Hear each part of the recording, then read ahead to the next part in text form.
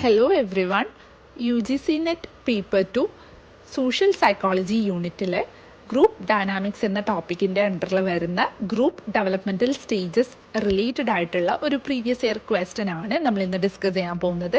Among the following choose the correct sequence of stages of group development: storming, norming, forming, adjourning and performing.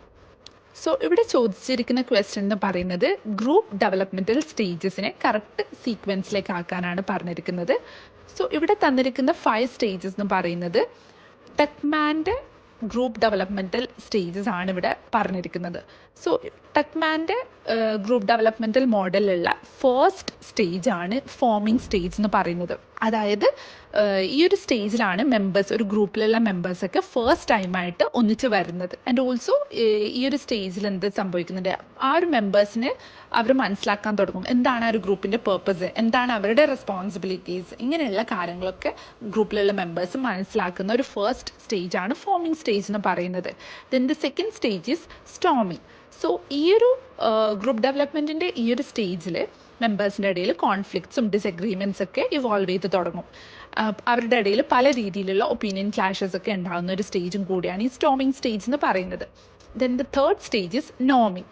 അതായത് ഈ storming സ്റ്റേജിൻ്റെ കോൺഫ്ലിക്ട്സിനൊക്കെ ശേഷം ഗ്രൂപ്പിലുള്ള members എന്ത് ചെയ്യാൻ തുടങ്ങും, അവരുടെ ഇടയിലുള്ള ഡിഫറൻസസ് എന്നുള്ള ഒരു കാര്യത്തിന് റിസോൾവ് ചെയ്ത് തുടങ്ങും. And also they respect each others roles. പിന്നെ അതുപോലെ അവർ അതിലുള്ള മെമ്പേഴ്സ് എന്ത് ചെയ്യാൻ തുടങ്ങും, they develop stronger working relationships. ഈ ഒരു സ്റ്റേജിനെയാണ് നമ്മൾ നോമിംഗ് സ്റ്റേജ് എന്ന് പറയുന്നത്. Then the fourth stage is performing.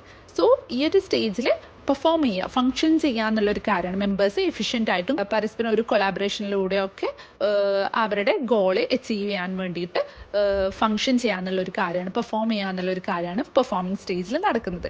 Then the last and fifth stage is adjourning.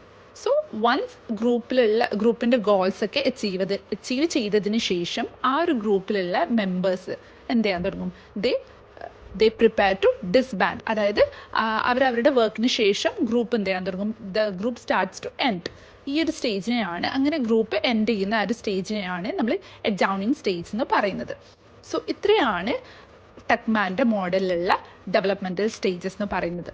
So the first stage in the Tuckman's model is forming stage, second stage is storming stage, third stage is norming stage, fourth stage is performing stage, and fifth stage is adjourning stage.